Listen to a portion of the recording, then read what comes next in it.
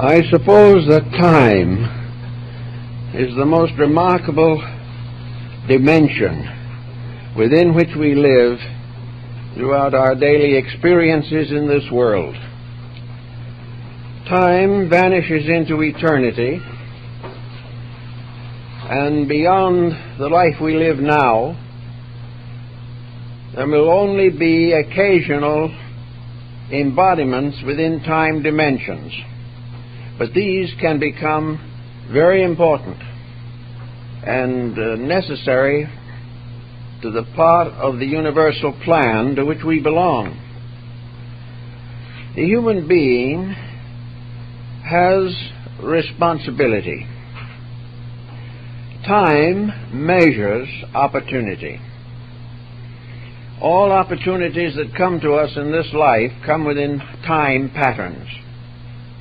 But every opportunity has its own responsibility. The complete picture of an embodiment is an opportunity with responsibility. We are here for a purpose. We are not born simply to wander around in a chaos for a few years and disappear. There is a reason we are here.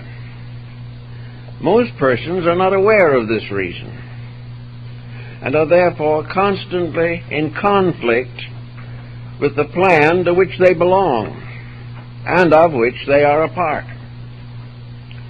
Therefore it is proper and important for us to recognize that this life is an opportunity with a price on it. We are here to grow. Now, to most persons, growth sounds rather unpleasant. We are inclined to think of growth as a problem of burdens, of duties, and of frustrations. To many persons, this entire mortal life is a frustration. They see no reason for their own existence, and no justice in what happens to them. These folks make life very hard for themselves and contribute to the misfortunes of others. It is wiser to realize that every time we come into this world, we come in to learn. We come to grow and to understand, and most of all, to unfold the internal potentials of our own natures. We have no real idea of what is locked inside of ourselves. We know that occasionally a genius arises and is remembered by others as a person of superb talents or abilities.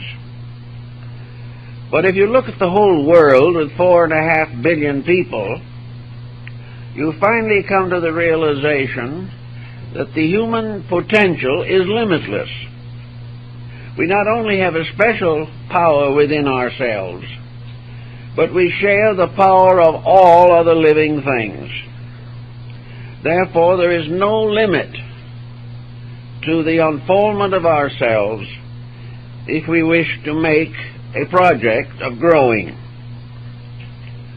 More likely, we make a project of complaining. And born into this world under the present conditions, there seems to be a just reason for complaint. The powers administering our material society are not aware either of their own destiny or the purpose for anything else. They live within a very narrow concept of material existence. The world as it is today measures people in terms of time allotments at $5 an hour, or $50 an hour, or $1,000 an hour. We work according to time patterns. When we can no longer fulfill those labors, we retire. And then for a time, enjoy or suffer from Social Security. Actually, the individual sort of drifts through this world. He works as much as he has to. He creates debts which he has to pay. He raises a family which he has to educate, and he is bound to a pattern of specialized abilities which he will remain with as long as he lives. He will work so many hours every day. He will complain largely of the fact that his abilities are not recognized, that he is not appreciated, and very often in the family circle that he is not understood. All of these situations constitute the pressures of living. To escape from these pressures, he develops certain side aptitudes. Probably the most important one at the present time is the ability to sit for hours in front of a television set. Anyone who can do this really has a tremendous amount of something, but it is not intelligence. Actually, we have escapes. We escape from the problems of life by viewing imitation replicas of them on the entertainment level. We follow the sports. We try to keep up with the news, but are rather baffled. And at the end of the day, we fall into bed and wait for time to pass so that we can start another day just the same. Now, if this was the real reason for life, there would be abundant reason to suspect that the materialist is right. There is no purpose in anything. But actually, the materialist is unable to prove his point, because he is talking about something that is alive. He is talking about a being that has within itself a vast diversity of abilities, of attitudes, a being capable of education, capable of achievement in many fields, perhaps a potential musician or artist. We do not know what is in this being, but we know that it has come here, that it is partly developed, that it has some abilities and many debilities, that it seems to be going nowhere, but it is moving forever along the road of time. Time is the measure of its duration in this dimension of existence. Some people are suspecting that there is a real purpose for life, and that by one cause or another this purpose is being frustrated every day. Also, it becomes obvious that many persons who might have had a valid purpose have been frustrated by circumstances and forced to join the others in a comparatively meaningless existence. Realizing these things, it seems that those who really wish to prove that life is significant must take hold of their own abilities, take hold of their own natures, and try to release or develop talents and capacities and dimensions of consciousness which will enrich their lives. Problems come for apparently one primary reason. They must be solved. And the solving of problem is one way in which the internal of the human being is released into manifestation. If there were no problems, we would probably sit back in a condition of perpetual inertia. We are forced to meet circumstances. We are forced to devise ways of achieving a certain measure of comfort or security. We are constantly challenged to grow, and the rewards of life are largely reserved for those who have grown in one way or another, sometimes only economic growth or skills, but they have their rewards, and a well-lived life has a large reward if we can achieve this level of insight. Let us assume for a moment that the human being really has 4 levels of achievement open to him. He is not just one creature. He is a compound. He has within himself a number of unidentified but identifiable elements of potentials. The human being is, first of all, in our understanding, a physical creature. He has a body. Now, the body itself is a mystery that has never been solved. We work with it continuously, we study it constantly, but we still do not understand it. But we are gradually coming to realize something that's important, and that is that this body, this physical body, has laws and rules of its own. And if we break the rules of the physical necessities of life, we are chastised appropriately. The body has laws, it has demands and requirements, and it also has a certain tendency to regard itself as the younger child of something else. The body is a small child in a family of which the mind and the heart are the parents. Each body looks to its own leaders for safety, for health, and for the maintenance of the various functions and faculties and powers which manifest through it. Therefore, our first consideration, therefore, is the responsibility of the body, a responsibility that is given to us when we are born. This responsibility tells us one very simple truth. Take good care of the body and it will care for you. Abuse it and you will lose it. Now, many people do not think through cause and effect that far. The result is we have great numbers of persons every day who are committing an involuntary suicide. They are constantly, knowingly and intentionally violating the laws of the body. Among these, of course, are the alcoholics, the narcotics addicts, and those who do variously dissipate away the health with which they have been naturally endowed. So the individual with a body for which he is responsible has to learn to discipline his relationships with that body. He can view it as a child growing up under his care. Most children require a certain amount of discipline, and it is necessary for him to discipline the body. Normally, the body would probably rather well discipline itself, but placed in a false environment and surrounded by temptations with which it is not familiar, the body gets into difficulties. So we have to develop nutritional factors. We have to constitute our bodies according to rules of health.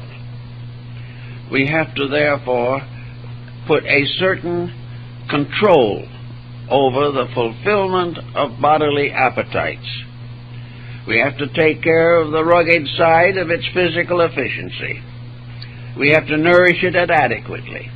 We have to protect it in all ways that we can from emergencies, accidents, and disasters. One of the problems that we have with the body, of course, today is nutrition. The nutritional factor with the body, of course, is almost entirely chemical. Nutrition has to do with getting the proper food to the body.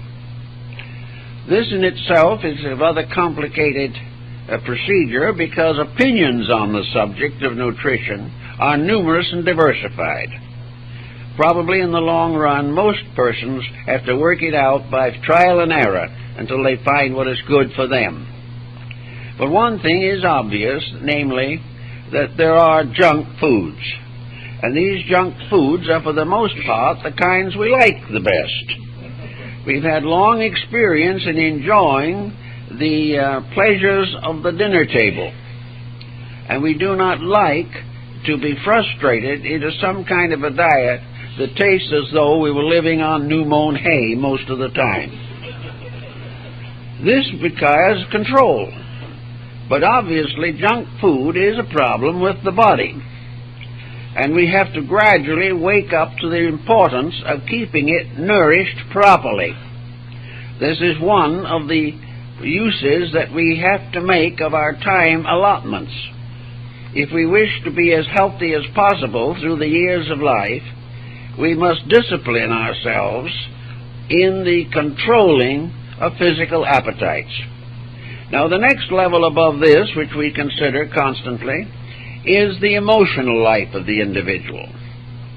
The emotional life is the life of art, music, affection, friendship, and the more intimate and kindly relationships of life. The emotional life is fulfilled through the expression of various high moral and emotional qualities. It is expressed through love. It is expressed through service and compassion. But the emotional nature must be trained, just as surely as the physical. Those false stimulations to emotion, which create only tension and stress, are like the junk foods in relation to the physical body. The emotions must be nourished upon a proper type of nutrition. The individual's emotions should be given adequate expression under discipline. These emotions should be centered upon creativity, understanding, sympathy, compassion, and service. Every individual should have some emotional expression of the beautiful. Every once in a while we find someone who succeeds in living the entire lifespan with practically no emotional reactions. They have very few friends, and they lose the ones they have. They live alone even if they are in the houses with others. They have no reaction to the simple joys or beauties or insights of life. They have very little fun, for humor and joy are emotional factors. And the individual who considers that the good life is the life that is forlorn, miserable, introverted, and separated from society is making a serious mistake. The actual suppression of man's appreciation for beauty is desperately detrimental. The individual who has not a warmth within himself, a natural kindliness, who does not realize the importance of curbing the unkind word because it hurts. The individual with proper normal emotions does not want to hurt any living thing. There is sympathy, there is compassion, there is self-forgetfulness, and there is freedom from this tremendous egocentricity in which the individual thinks only of himself. So the emotions call upon our attention and demand recognition. Now, to use these emotions in daily life takes very little more time than denying them expression. The simple emotions of human relationships are proper and appropriate to the need of the individual. But where too much criticism comes in, there is too much personal ambition, where there is envy or jealousy, or where the individual is simply unable to forgive wrongs or get over slights, difficulties, where this arises, the emotional nature is in trouble. This trouble can extend all the way along the road of life.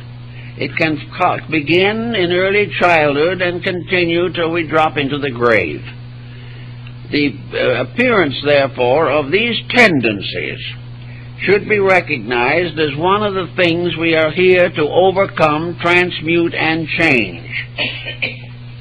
If we want to know why we are here, the first thing we may learn is to be able to control properly the very body we inhabit. The second thing we are here to do is to control and direct and rationalize the emotional life, to make it beautiful. It costs no more to be kindly than it costs to be critical. In fact, far less. Kindliness has many rewards. Criticism has numerous penalties.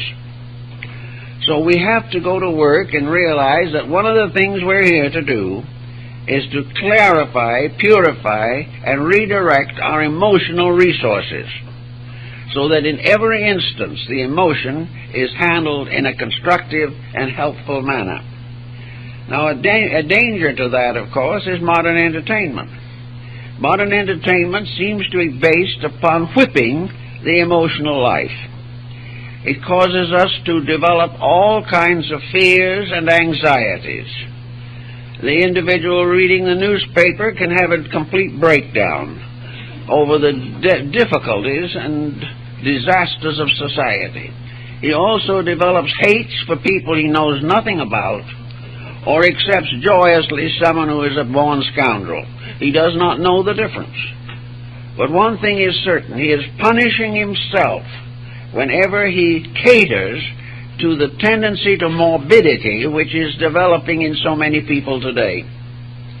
If he turns on the television, he should turn on something that is constructive, and if there's nothing constructive, turn it off and read a good book. The problem of trying to entertain your way along the path of life so that thousands of hours of opportunity are wasted in front of a box, this is not the fulfillment of the life for which we were created, nor is it the proper use of the time allotment which we have. So the emotions search for the beautiful. They try to create artistry in every field of life, in clothing, in furnishing of a home, in selection of ornamentations, in the building of public structures. Everywhere, beauty is an important dimension and a tremendously powerful, if intangible, ingredient in the compound. So everywhere we can and in every way we can, we should live beautifully. Simply, the most beautiful of all things are simple. But with dignity, with internal gentility of life, so that our entire relationship has a certain politeness, as Emerson would say, a condition in which we do everything graciously and try in every way possible to avoid the brusque or the critical or that which is asymmetrical.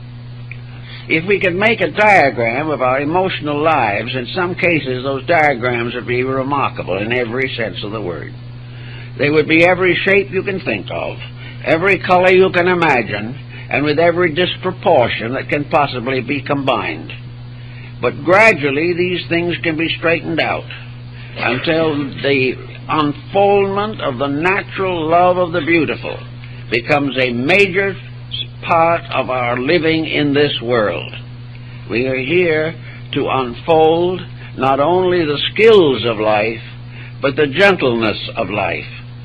We are here to gain insights and appreciations into things that are not commercial or are not limited within the commercial pattern of our daily experience. Now, the mental life also becomes now a point of important focus. It is very necessary to discipline our own thinking, because in many instances our thoughts are little more than a continuing pageantry of discomforts and discords of one kind or another. Thinking, the mind, is here in order that we may experience and gain insights into the whole study and life of mankind. It is the mind that gives us the memory of our own lives and the memory of the world's life. It is the mind that supports science. It supports all the different discoveries that are made. It is essential to the advancement of progress in every field of activity. It is also something you have to live with yourself every day. Now, the mind can get into bad habits. It can take on a diet of junk foods also, in which the thinking produces nothing.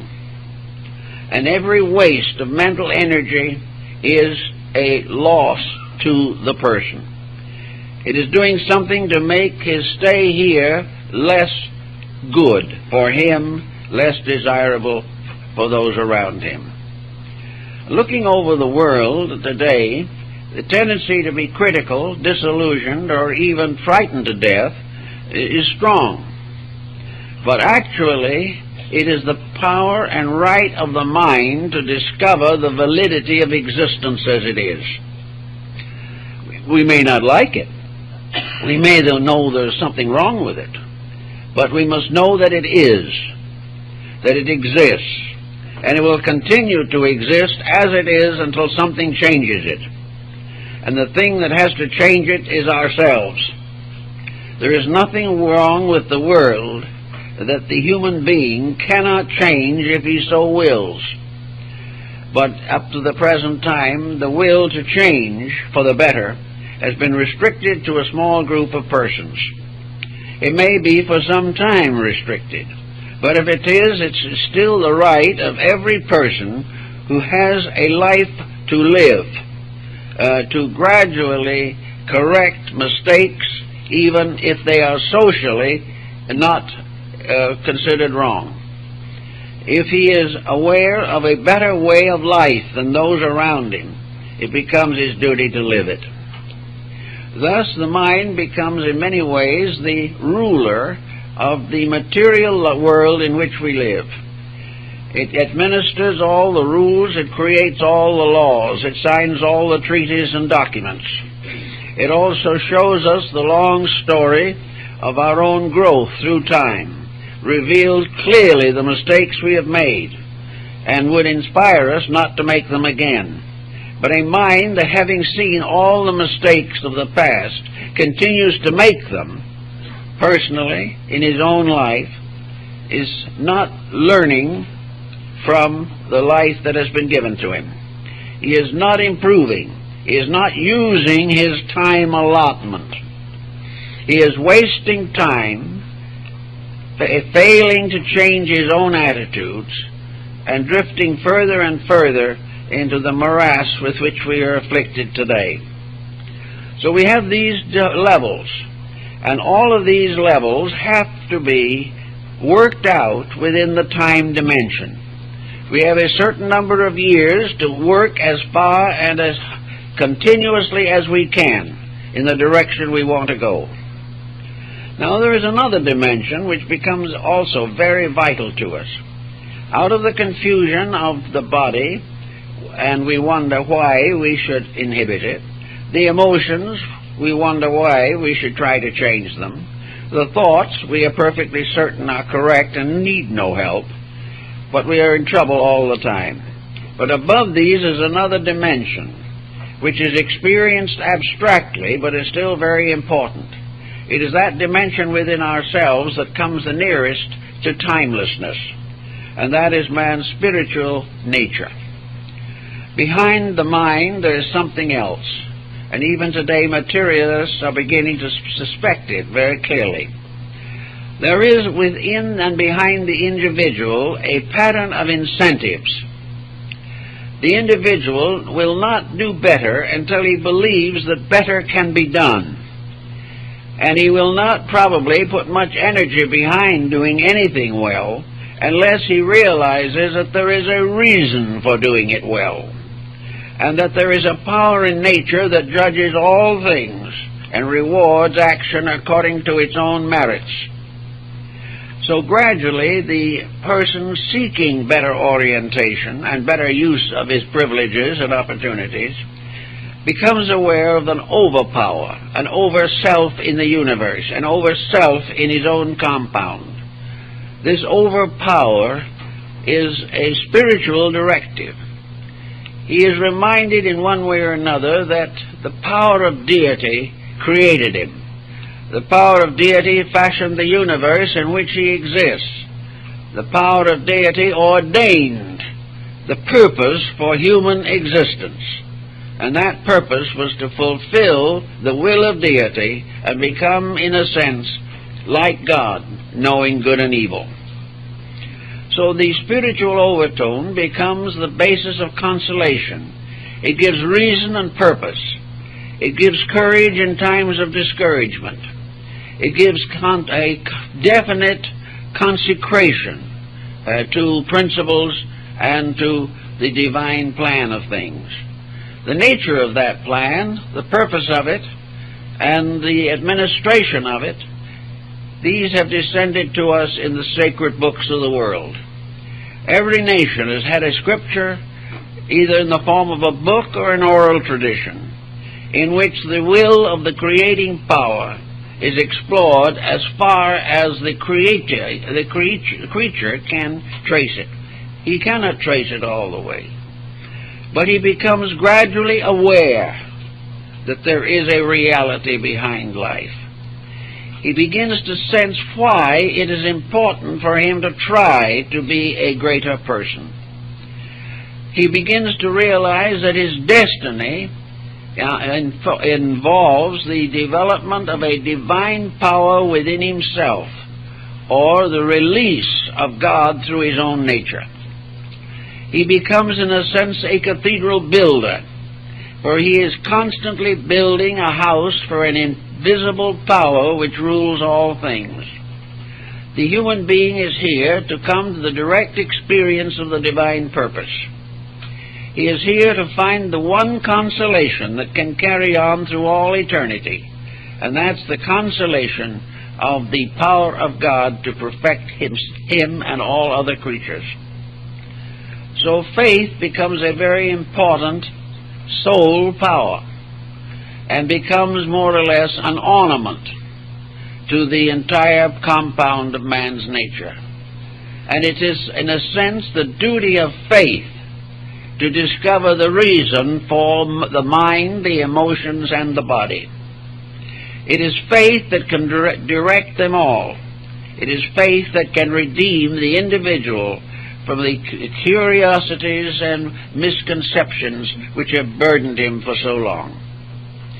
So time has to do with all these things. Time is the opportunity, the span for the ripening of reality in the individual. It is that part of his own place in space in which he is here to do the job he came to do. Now, very few people know what that job is, and they may never find out in this life. The only way they can approach it, as most thoughtful persons have approached these things, they can say, I do not know what the job is, but if I do not fail in any of my ordinary labors, I probably have done the job. Because whatever it is within the scope of normalcy. It requires no strangeness, no peculiar self-deceit, or no suffering for the sake of doing the job. It is when we do the wrong thing that we get into trouble. Now, time is interesting in another way. Time is a kind of orienting factor. Times are constantly changing. The great unrolling pageantry of time, from the beginning of somewhere in space to the end somewhere in God, this tremendous pageantry is not known to us exactly. It is partly evident through the great mysteries of the cosmos. It is partly revealed to us through the various arts and sciences, particularly mathematics. It is also to a degree made known to us in our own small pattern of life. But for the most part, we gain a moral insight from history. Now, history is a wonderful way of showing to us the actual purpose behind life. The average person cannot fully justify his own ideals, but if he is fairly well equipped historically, he can see why he should do the right thing. He can realize the mistakes and what has caused them and what has come from them. From history, he can find out what is wrong with his political world, with his social world.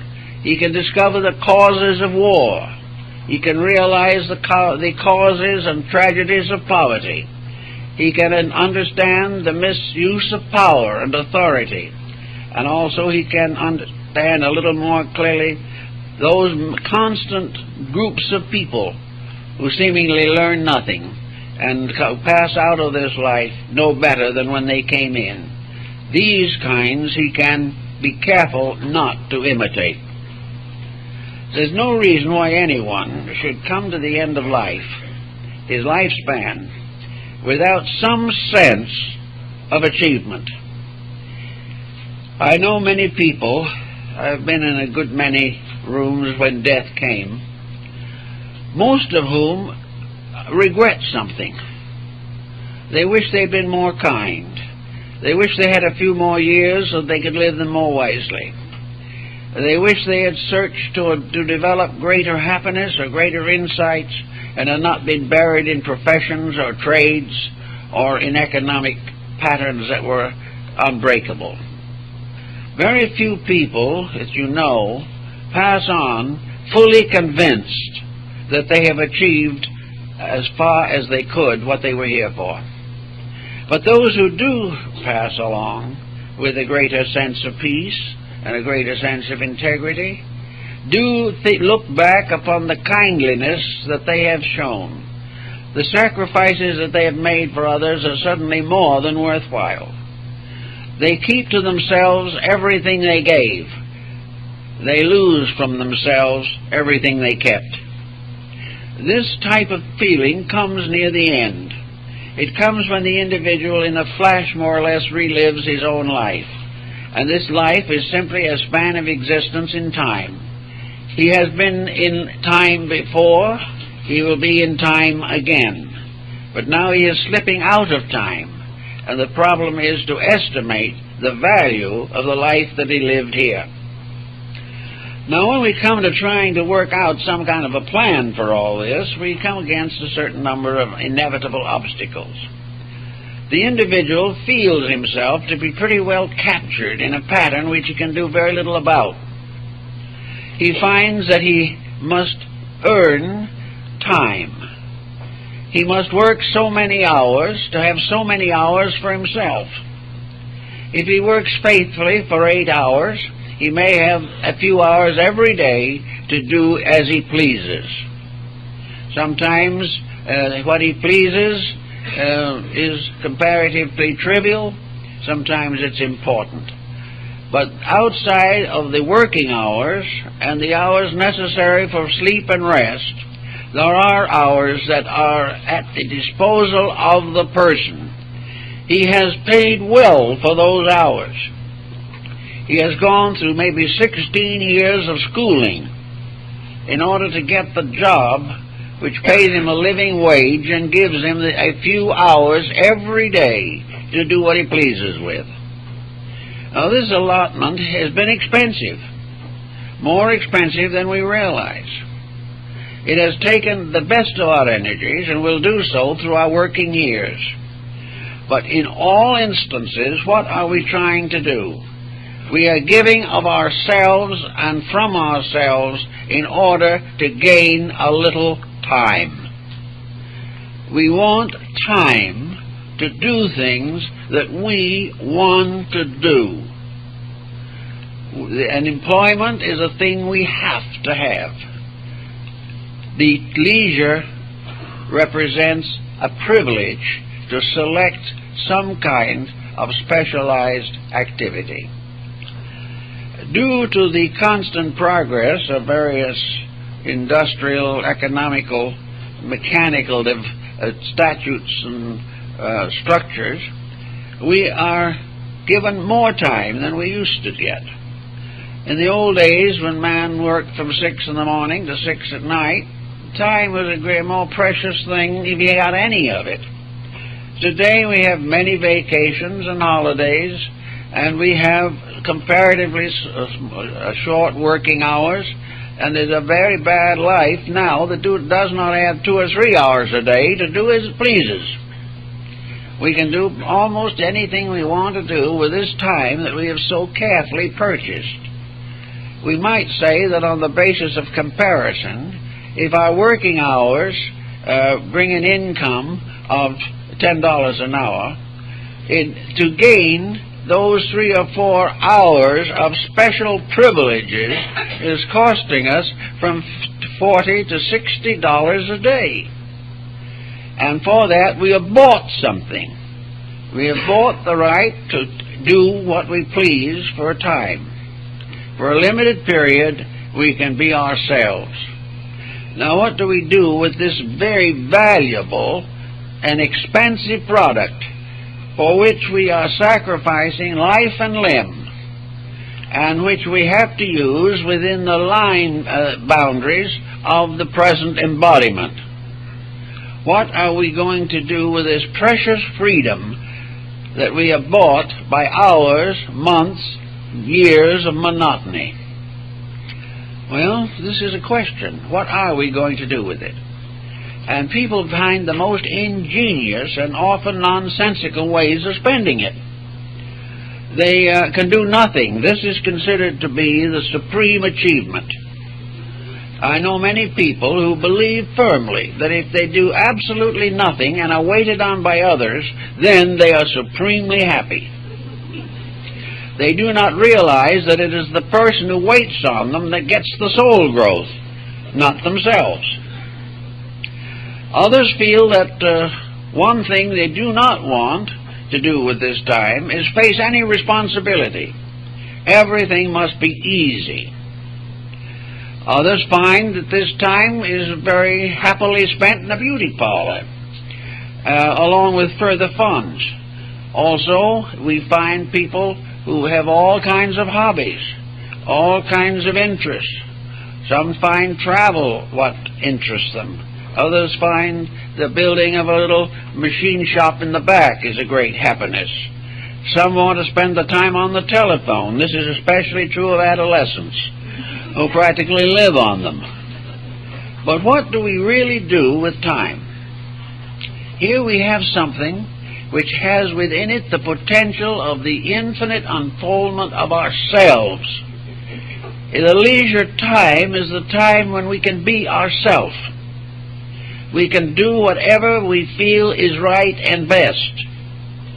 We can escape from the burdens and deprivations of employment, and for a few hours every day we can really be the person we want to be. That is, of course, if there's a person we want to be. Perhaps we do not feel this need at all, so we come home, flop down in front of the television, and wait for the next ball game. This is what we do. But what does this mean in the life of the person? If this was the only life, and we're going to oblivion when it ends, it wouldn't make any difference where we spend our leisure time. It wouldn't make any difference how little discipline we assert. The disciplined and the undisciplined will lie down together in eternal forgetfulness. But if this is not it, and there seems to be quite a possibility that it isn't, then what are we really doing with time?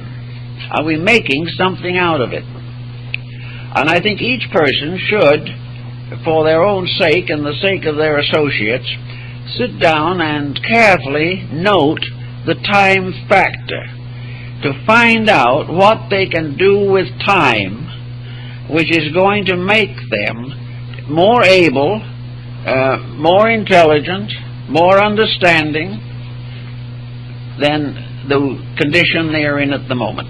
How are we going to discover this? Well, one of the things that you always get thrown at you when you try to start such a conversation is that the individual is tired. They've worked. They do not want to be part of a program of further labor. They do not want to consider leisure as labor opportunity. They want to rest. They want to have fun. They want to engage in small talk and very possibly take on a little more alcohol than is good for them. So the idea of planning and disciplining leisure is for the most part resented. The person feels that he has bought the time to do exactly what he pleases. The only difficulty with this is that a dedication of this type, when carried into practice, does not seem to work. The individual does not have the happiness he hopes for. He does not find his family as understanding and cooperative as they might be. He finds the programs on TV getting worse all the time. He gets no real satisfaction out of not planning a purposed existence. Now, how do we best gain that which we lack? Those who have these problems should set them up and catalog them properly. They should ask themselves a number of very simple but direct questions as to what makes them happy, how they wish they could spend the time if they could do anything they wanted to, what they are anxious to become more than what they are, and how they are going to face a future that is going to close in on them relentlessly. There has to be something in the form of a plan to make life really valuable. And without value, life is a sort of drifting from the cradle to the grave. There is really no purpose in it. And the history of the world and the present condition of society both indicate clearly that the average person does not purpose his own existence. He depends on outside influences. He can be worked into a frenzy by a tyrant. He can buy things he can't use and doesn't need. He can demand luxuries that are not necessary, and many of them are detrimental to him. He just goes around doing what he pleases, ending sometimes in a premature grave and sometimes in an involuntary bankruptcy.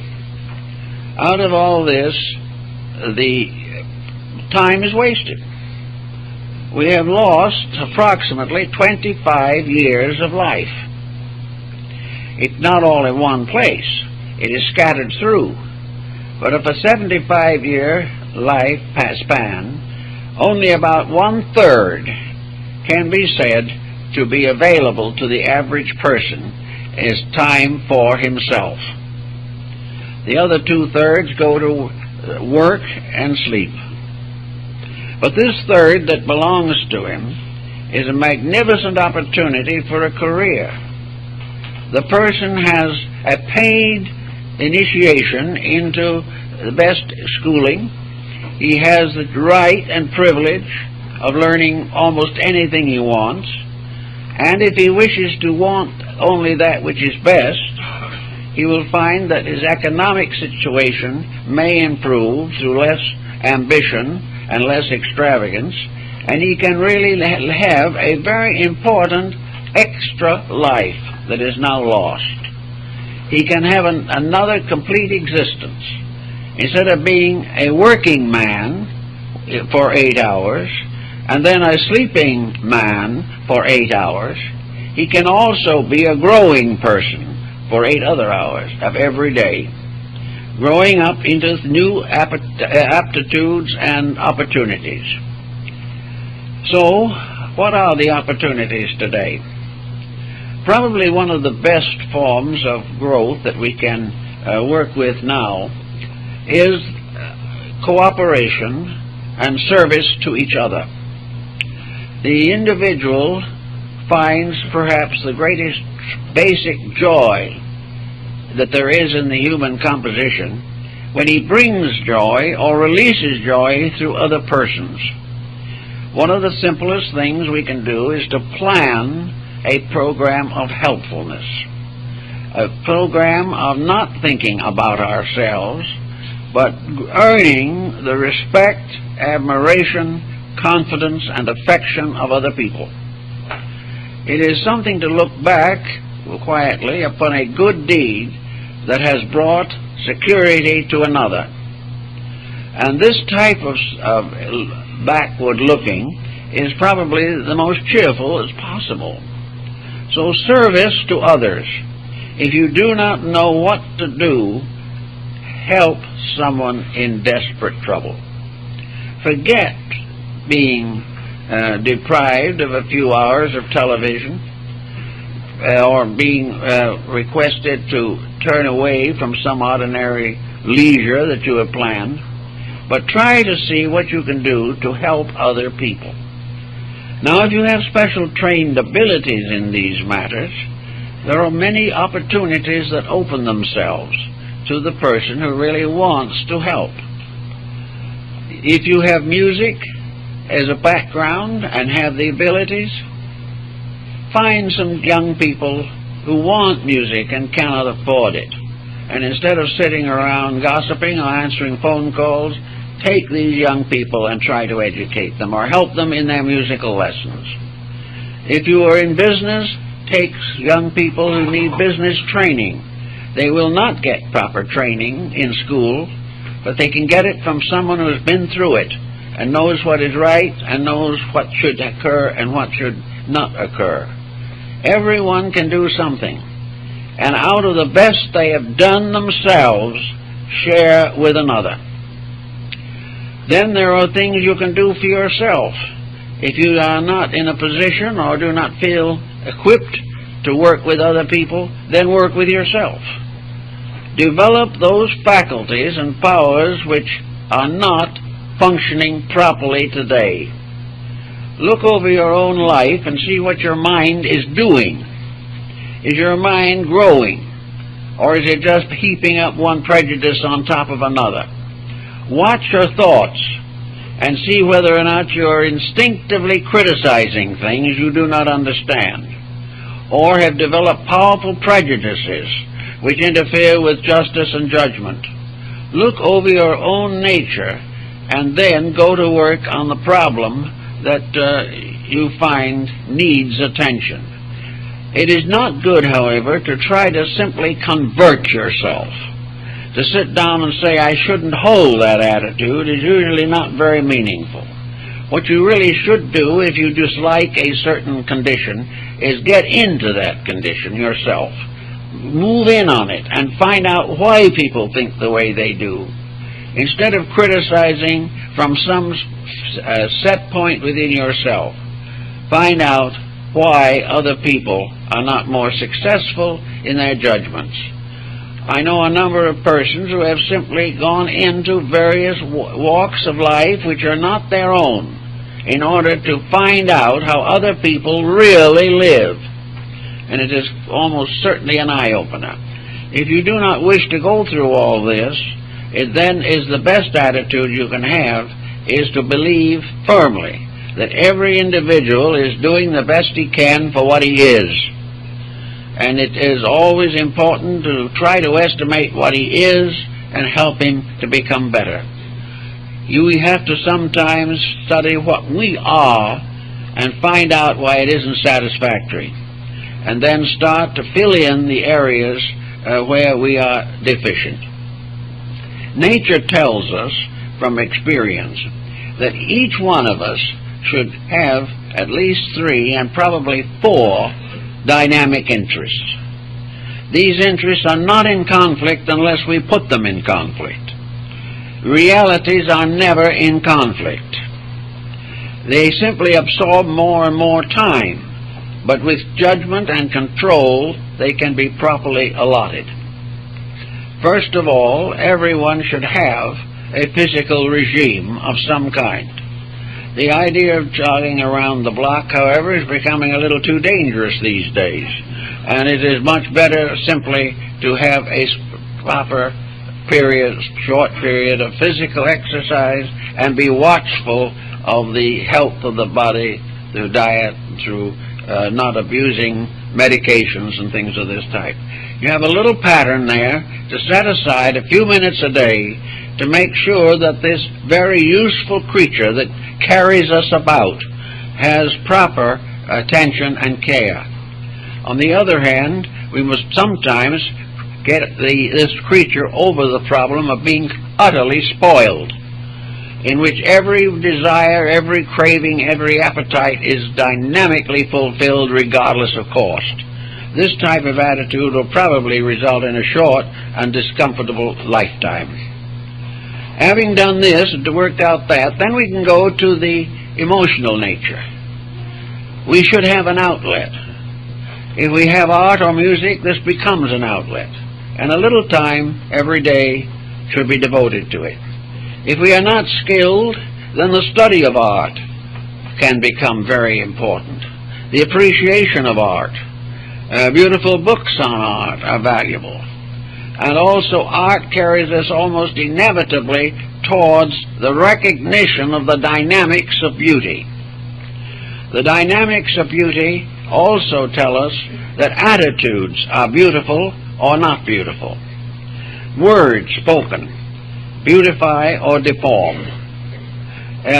Modern art is largely a matter of deformities. Modern music is a matter of deformities. But we have grown so accustomed to it that we assume that these deformities are normal. They are not. Deformity, asymmetry, discords are not ever normal. They are the natural results that arise, however, in lives that are themselves not normal. In art also we find poetry. We find all kinds of appreciations for beauty in every field. We also feel the importance of the art of living, to live graciously, to live kindly, to do everything that we can to maintain the essential, simple dignity of a human being. The moment we lose temper, we are destructive. The moment we do not transform or transmute suffering into soul power, we begin to become neurotic. Beauty is something that we must all have. A beautiful picture on the wall, sometimes. A beautiful view out of the window. And if these things are denied us, whatever beauty we can build in the intimate associations in which we exist, there's always the possibility of tuning in some good music on a radio. There are programs on art, on humanities, that do come through on some of these television stations, especially the public service stations. All these things can give us pleasure with growth. But whenever we settle down for a nice long evening of murder, we're in trouble. We are sickening ourselves. It's just as though we were slowly taking a poisonous dope. After a while, we reach a point where without a murder, the show is too slow. We demand crime. And of course, the thing that we are all self-deceived by is that we are seeing fabrications and artificial things that are conjured up for audience appeal, and are assuming that the world is like the abnormalcies we see. Certainly you may find traces of any degenerate influence somewhere in society, but to have it thrown at us day after day certainly disillusions and destroys the integrities which we must build if we want to be good people, successful people. If all else fails, get a good book. Do something that will give you inspiration instead of closing in and making you feel more and more of the hopelessness and futility of personal growth. Everything should have some kind of meaning. Another very important point on this level is friendship. Now, friendship today is a very hard thing to have. Most people do not find friendship easy. They are imposed upon. Their friends are too demanding. Their friends are selfish and self-centered. And the individual finds gradually that he is hurt more than helped by contact with society. One thing to do, though, if you find this happening in your own life, take another look and make sure that you are not aggravating other people. Make sure that your own attitudes are not such that other people can't take them any longer. If your great joy in life is to criticize and condemn something, you're likely to gradually drift into a state of loneliness. Because people looking to friendship look for one thing more than anything else, and that is proof of the essential kindliness and goodness of human nature. They may fail you, that is their problem. But when you fail them, it is your problem. And everyone should try to so live and think that they can be happy and pleasant and constructive with people who do not exactly agree with them. We should be happy to know that people are trying and doing things, and we shouldn't try to dominate them and make them do only what we want them to. So friendship is very vital, and a small group of congenial persons can make a great difference in life.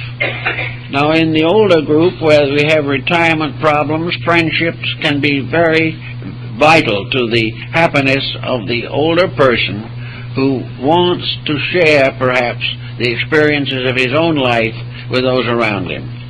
The best and happiest oldsters are the ones who can look back with a quiet joy upon the simple things of life, which were hard when they happened, some of them, but now they are gradually turning into a roseate remembrance, a kindly realization that things were pretty good. Of course, wherever this type of thing comes along, a sense of humor is very necessary. The individual who is too serious about life to have a sense of humor is always in trouble. Because actually, humor is not, however, ridiculing other people. Humor is simply the recognition of the delightful mistakes that we all make, and which can become very, very valuable as an outlet. Humor is a form of hysteria which relaxes the nervous system without damage. The problems then go back finally to the mind level again. The mind level has all kinds of interests and preferences. For many people, mental recreation becomes difficult these days because of the inconsistencies of society. Probably one of the best ways to develop a better mental relationship with life is to take some field of activity and specialize it. There are all kinds of things that people can do mentally to enrich their lives and perhaps help other people.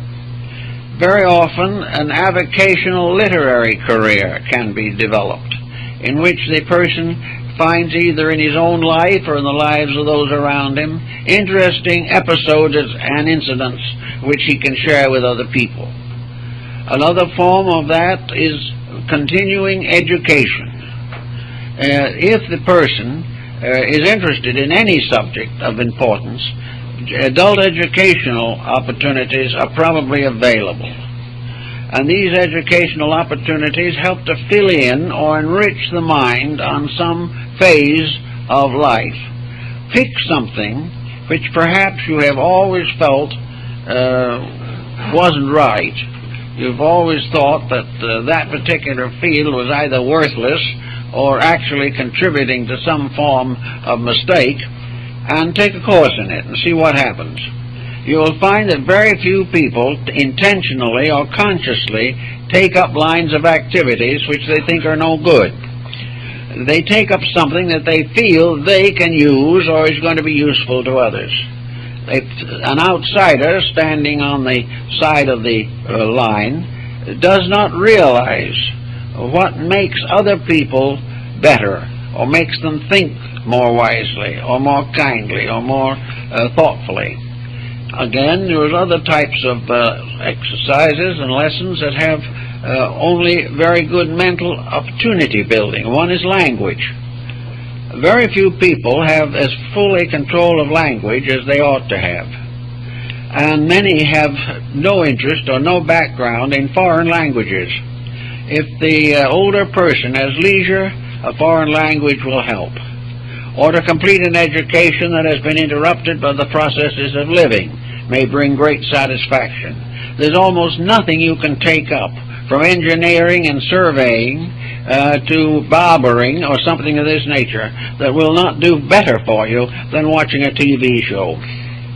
You will learn something, and to learn is to use time for some constructive purpose, and some skill, perhaps.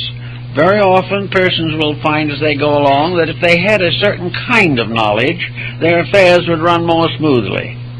Therefore, as adults, they can take the courses, study the subject, or read at home, and gradually familiarize themselves with these subjects which have been difficult or unsatisfactory up to the moment. Also, of course, the educational field offers a secondary career in many instances. The individual who works at a certain type of job can at another time go out and take a scouting troop as a scoutmaster, or can become associated with youth rehabilitation projects, or can join a useful and civically oriented fraternal or luncheon organization. He can find things to do in which he will share with other people useful activities. It used to be that things of this kind were more or less considered to be men's activities, but today probably the average woman needs them more than the man does, because she needs to experience a world which has been previously dominated largely by male thinking, and she is now working into that field to take her proper place in it.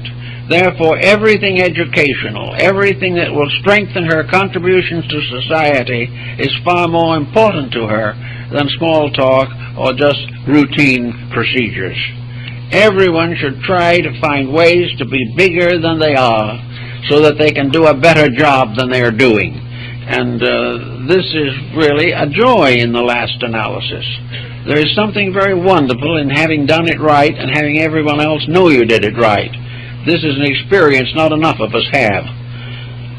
And then, and also on the mental level, we have the creation and inventive side of life. People can begin at any time in life to take up an art or a science and do whatever time permits them to do while in this particular embodiment.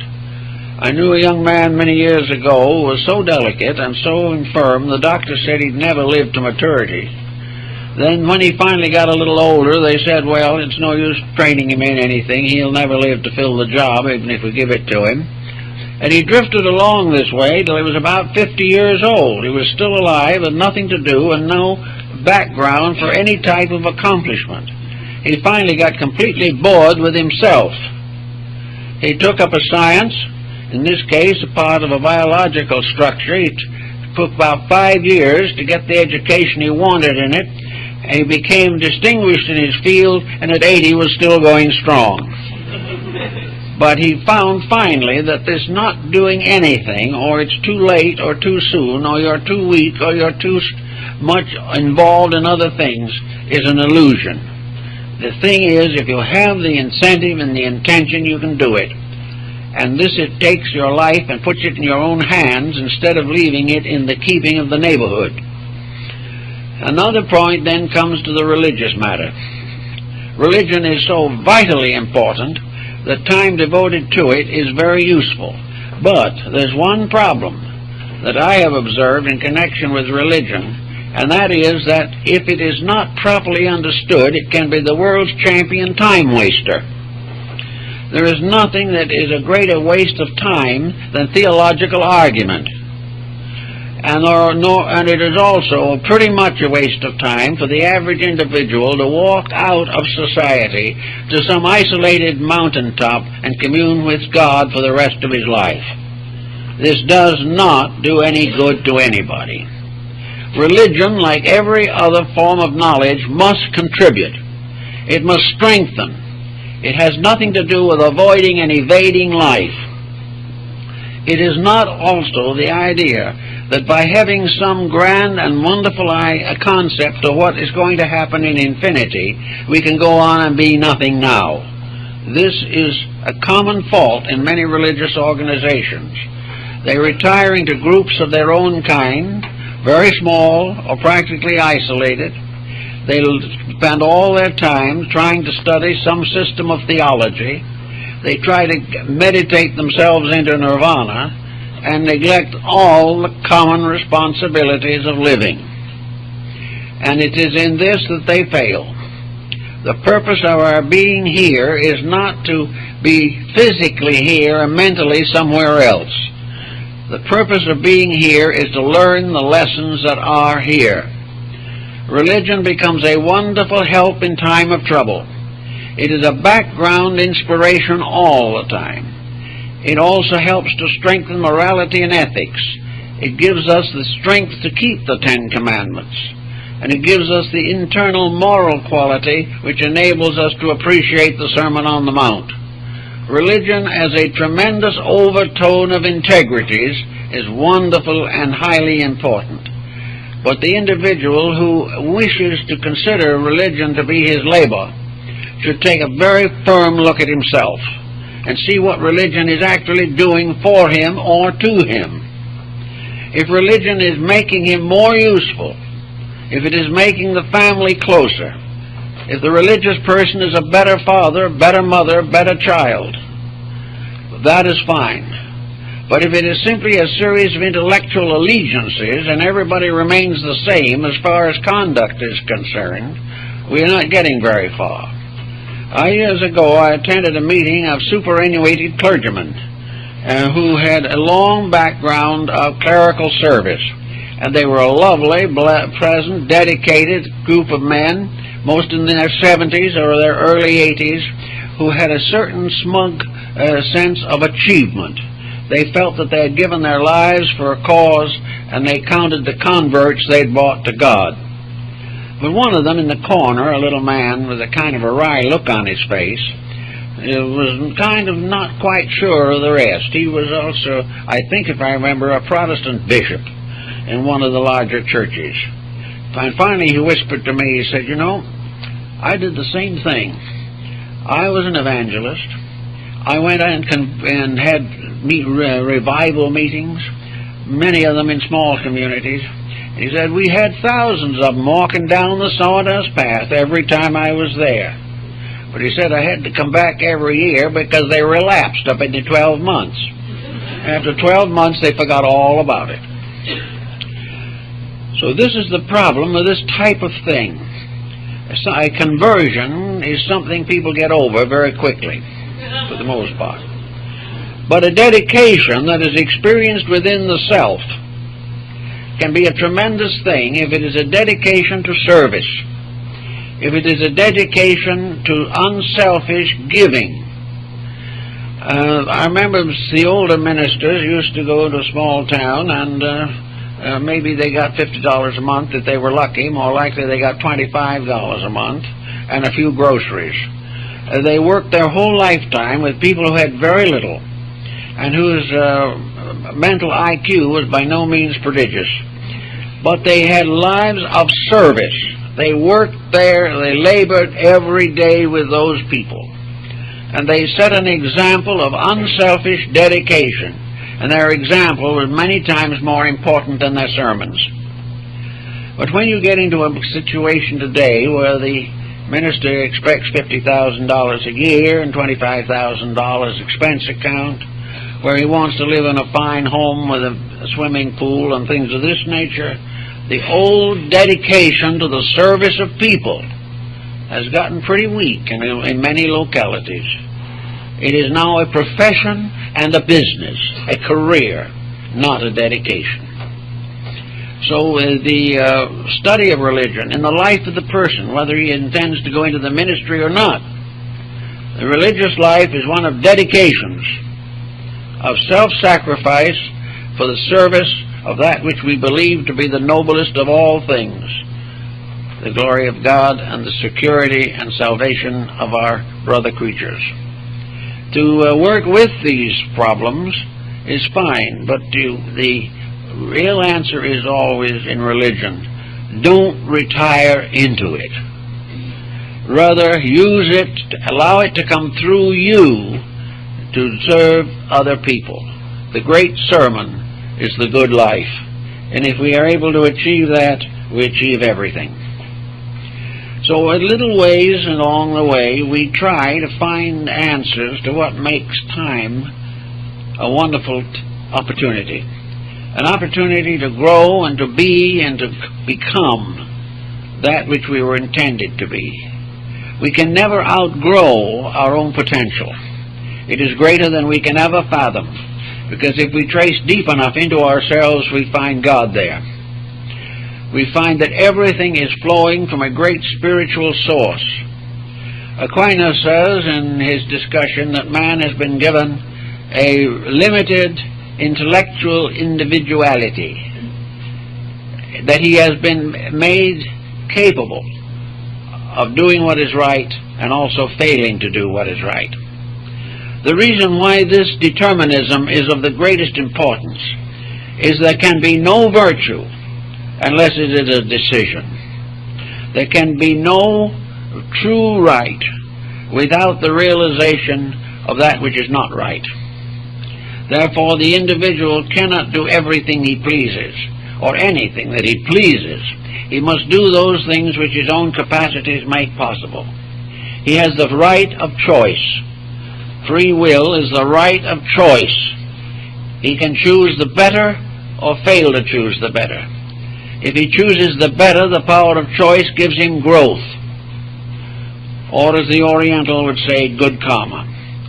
If his choice is for that which is not the best, then the experience gives him punishment and pain, and is also karma. Each person has the inevitable and eternal right to grow, to use the potentials that have been given to him, to make his own decisions about character and life. And the degree that he makes these decisions wisely, he grows. And at the end of an appointed span of 80 years, 75 years, or whatever it may be, he goes forth, and nature says that he is a good and faithful servant. The infinite accepts the good into itself as part of itself. And each of us in our own way must make decisions. And the times of the decisions is the leisure time. It's when we can sit down and think things through. It is gradually building a career around a conviction. And whatever that conviction is, once we have it set up, we should keep it. And we will find that keeping it, in the long run, improves health, saves money, prevents wasted time, and prevents the individual indoctrinating himself in falsehoods and things that are of no value to himself or anyone else. So each one in his own way has to use up time. And the best way to use it is to almost forget it exists, because we are so busy doing things that are important for each other. When we no longer really remember that we are working with time, we are probably using it the best, because we are then saying to ourselves, I know I haven't got much more time left for this, and then hurrying up a little to get more done anyway. We have to really find a proper use for every potential we have. Every thought that we have comes from a thinking power. Every emotion from a great feeling power. Every thought can lead to wisdom. Every emotion can lead to wisdom, and also to affection and understanding. Every physical condition leads to the improvement of the ability of the body. And over all of this is the incentive.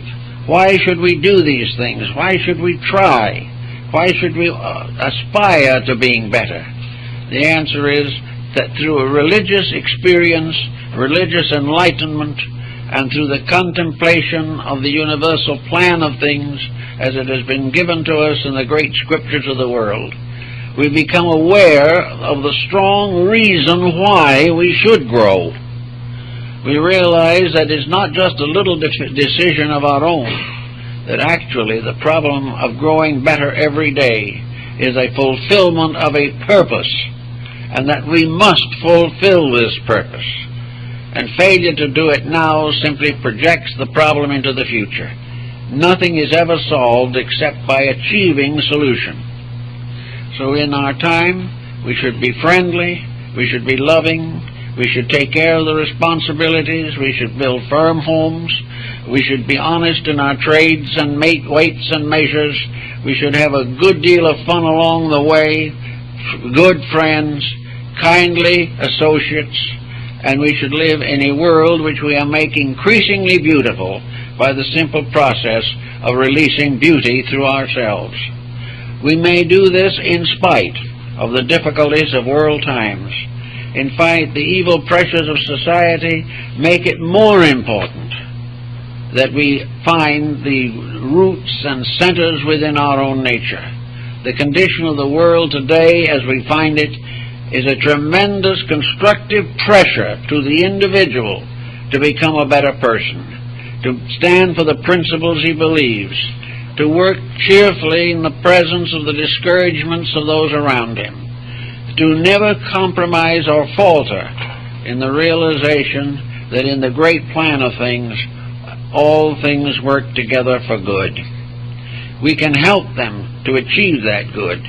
We can discover it in ourselves, and in this way, every hour of the day becomes an important element in the unfoldment of the divine plan through ourselves. Well, I guess that's all.